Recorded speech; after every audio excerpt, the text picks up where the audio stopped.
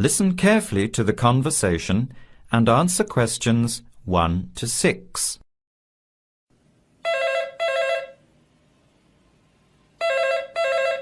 Hello. Hello. Can I speak to Eleanor, please? This is Eleanor speaking. Hi. My name is Jan. I'm calling about the car that was advertised on the notice board in the Student Union building. Is it still for sale? Yes, it is. Your ad says it's a 1985 Celica, in good condition. It's old, but it has been well looked after. My family has had the car for 10 years. I'm just the third owner and my mother had it before me, so we know its history. We've got all the receipts and records. It's had regular maintenance and the brakes were done last year. It runs really well but looks its age. Why are you selling it, by the way? Well, I'm going overseas next month to study. I'll be away for at least 2 years, so I have to sell it. Unfortunately, it's been a good car. You want $1,500, is that right? I was asking $2,000, but since I need to sell it quickly, I've reduced the price. Would you like to come and take it for a drive? I don't live far from the university. Yes, I'd like to have a look. What time would suit you? Any time this evening is fine. Well, I finish classes at 6 o'clock. How about straight after that? Say 6:30? Great, I'll give you directions.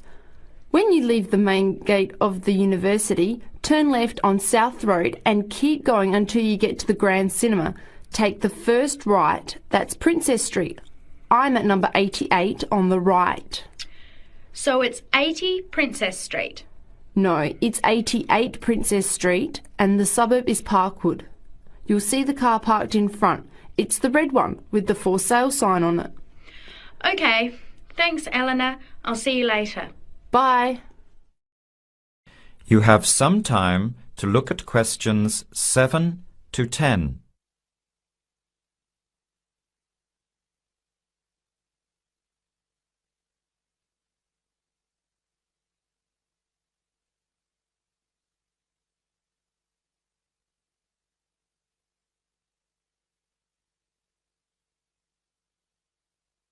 Later that day, at the university, Jan meets up with her friend Sam and tells him about the car. Hi, Sam. Hey, Jan. What's happening? I'm glad I ran into you. I've decided I have to get a car. You're going to buy a car? Do you really need one? I'd probably still be driving, except that my car broke down last year. Instead of getting another one, I just moved closer to the university and went back to riding a bike. Better for the environment, better for my health, and I save a lot of money. Did it really cost that much? Well, when you think of registration, insurance, rising petrol costs, parking plus maintenance and repairs, it adds up. I know it's going to be expensive, but I really need my own transportation. It takes half an hour by bus each way to university as it is. But now I'm working at night in the city. There's no way I want to hang around waiting for a bus late at night, then walk 3 blocks home alone. Hey, I think you've got a point there. So what kind of car are you looking at? It's an 85 Celica, same kind as I used to have. The owner's asking $1,500. That's pretty old. How many kilometres has it done? You know, I forgot to ask. I'll have to check tonight when I go to see it. Would you be able to come with me to have a look? At about 6:30? Sure, I'll come, but I don't know a lot about cars. I do know one thing, though. I wouldn't buy an old car without having a mechanic look at it first. That's a good idea. But won't it cost a lot? Not really. You can get a check done through the Automobile Association for $80, and it comes with a report on the condition of the car. It can save you a lot of money in the long run. I'll keep that in mind. So we have to get to Parkwood at 6:30. Do you want to take the bus? It goes straight down South Road every 15 minutes. Or maybe we could walk. I don't think it's that far. Actually, I could borrow my roommate's motorbike for an hour or so. He's working all evening in the library. Do you think he'd mind? No way. He owes me a favour or two. OK, great. See you at 6, outside the student centre.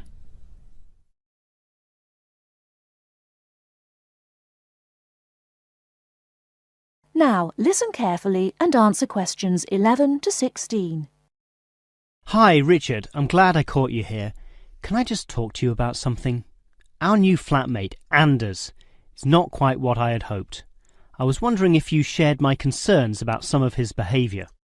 Yes, Tom, I know what you mean, but we can't be entirely negative. He has good points. I mean, at least he's quiet. He doesn't play loud music all night or bother others or turn his TV up, disturbing everyone. Sure, he's quiet, but remember our last flatmate? He'd say hi to you and smile and treat everyone politely. In comparison, this new guy is very impolite. He just grunts in reply and sometimes ignores me altogether.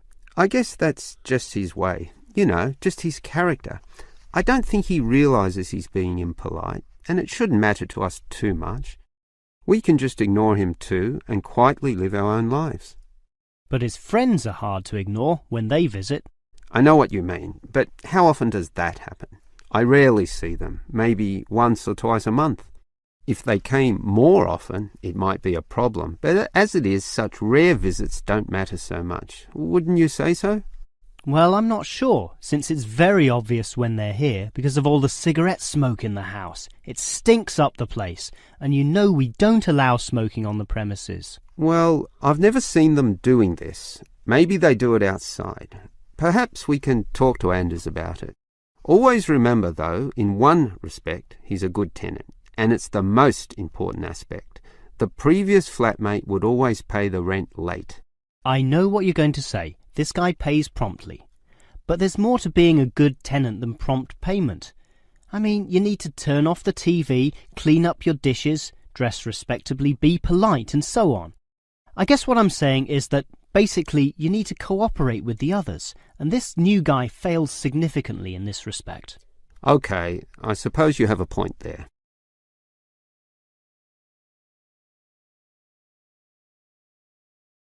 Now listen and answer questions 17 to 20. I tell you what, Tom, why don't we talk to our new flatmate, Anders, about these issues? If we throw him out, we'll have to go to all the trouble of finding another flatmate, who might not necessarily be much better. So, let's give the current guy a chance. Here, I've got a piece of paper, so let's make a short list of issues to discuss with him. Get it out into the open. Sure. We'll give him one more chance. So write communication, and let's tell him to... Well, we can't change a person's personality overnight. So why don't we have a weekly tenants meeting and we can just ask him to attend. That way we can get to know him better. I'll write attend meeting and we can take it from there. OK, but we have to tell him about his friends. They can't just do whatever they want. Write a heading friends and then write don't smoke anywhere, inside or outside. Well, instead of being so direct and possibly causing offence, I'll just write follow rules and verbally mention the rules. TV off by 10 p.m, no loud music or bad behaviour, including smoking. OK, do that, but I still think we need to specifically mention that last issue. You know how I can't stand the habit. So I'd like this to be another and separate point. Cigarettes, strictly forbidden. And it's important to include the strictly here. We can't pussyfoot around too much. Sometimes directness is necessary. OK, I'll write that. Forbidden. OK. And what about cleaning duties? Anders is a little too relaxed about that. Dishes are sometimes not washed, dirty teacups are left around the place, and so on. So, write, must do better. Yeah, again, Tom, he might take that personally and it could cause a scene. I'd rather be general. I'll write must be done and I'll tell him that that's for everyone, not just him. OK? OK, as long as he gets the message.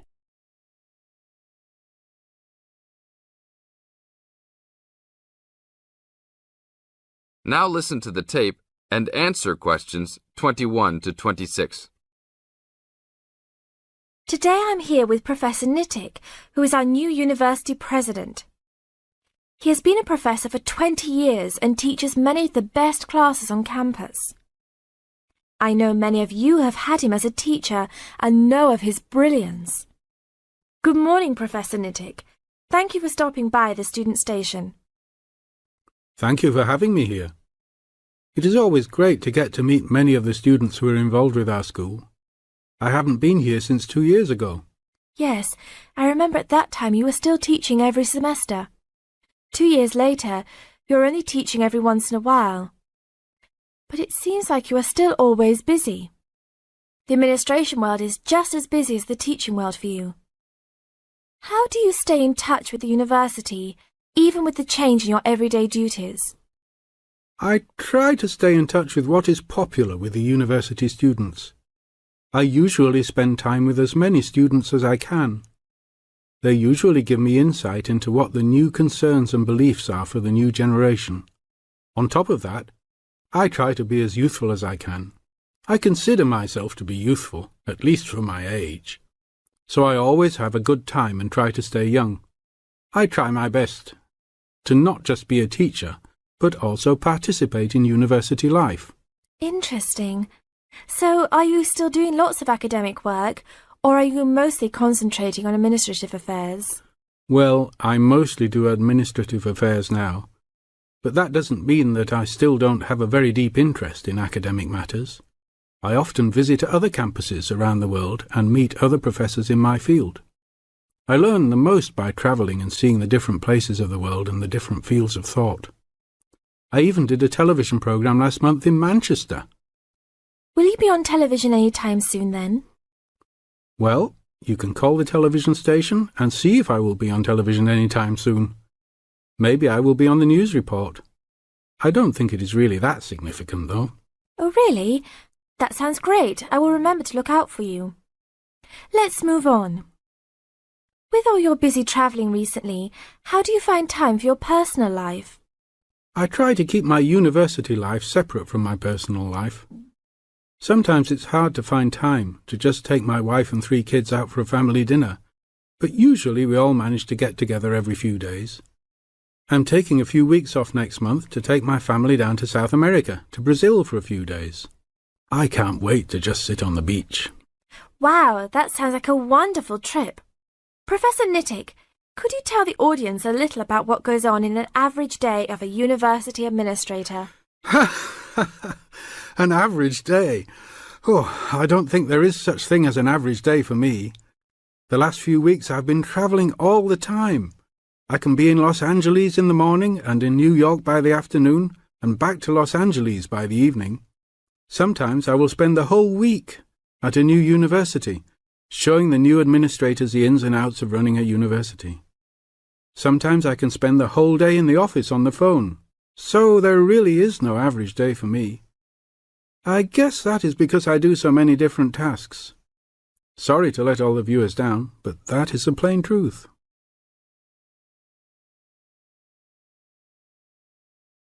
Now listen to the tape and answer questions 27 to 30. Well, I guess I can sum it up for them. You are a busy man. That is probably a good description. So, are there any immediate plans for the coming few weeks? Well, I'm in Los Angeles for the next 2 days, and then I fly to Colorado to meet a new prospective professor for our university. I will be in Colorado for about a week. Then I go to Japan for the next 10 days to meet with our university branch in Japan about record sales there. After that, I return to Los Angeles for a week, just in time for the graduation of the class of 2001. There you have it, my next month's schedule. Thank you very much, Professor Nittick. I always enjoy having you on our show. We hope to have you back on our show next time.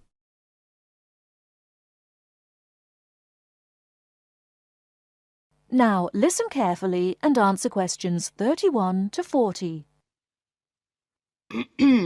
Last week we looked at some of the features of modern houses, and today we're going to turn the clock back and look at traditional house design. I've chosen to start with Samoa, which is part of a group of Polynesian islands in the South Pacific Sea, because the influence of culture and weather on house design is quite clear there. So let's have a look at, first of all, at the overall design of a traditional Samoan house. Now, these days, houses in Samoa have become more modern and are usually rectangular. But traditional designs were round, or sometimes they were oval in shape. Here's a picture. This traditional style is still used, often for guest houses or meeting houses, and most Samoan villages have at least one of these buildings. As you can see, there are no walls, so the air circulates freely around the house. Samoa is a place that experiences high temperatures, but the open design of the house also reflects the openness of Samoan society. If the occupants want shelter, there are several blinds made of coconut leaves that can be lowered during rainy or windy weather. Or indeed, the blinds can also be pulled down if people want some privacy. The foundations of the house, that's the part beneath the floor, are raised slightly. In the past, the height was linked to the importance of the occupants, which we'll talk about another time. However, the floor of the house was usually covered with river stones. Today, we have a range of methods for balancing the temperature inside a building, but the stones on the floor of a Samoan home are ideal for cooling the building on hot days. Now, let's have a close look at the roof. This, as you can see in the picture, is dome-shaped and traditionally thatched or covered with leaves from the sugarcane. That's an established crop in Samoa. This was a job for the women, and it involved twisting the leaves and then fastening them with a thin strip of coconut leaf before fixing them to the roof in several layers. Now, the shape of the roof is important. You can see that the sides are quite steep, and that's done so that the rain falls straight to the ground without moisture going through the leaves and causing leaks or dampness inside the house. Then you'll notice how high the top of the roof is. This is a way of allowing heat to rise on sunny days and go through the thatching, thereby cooling the house.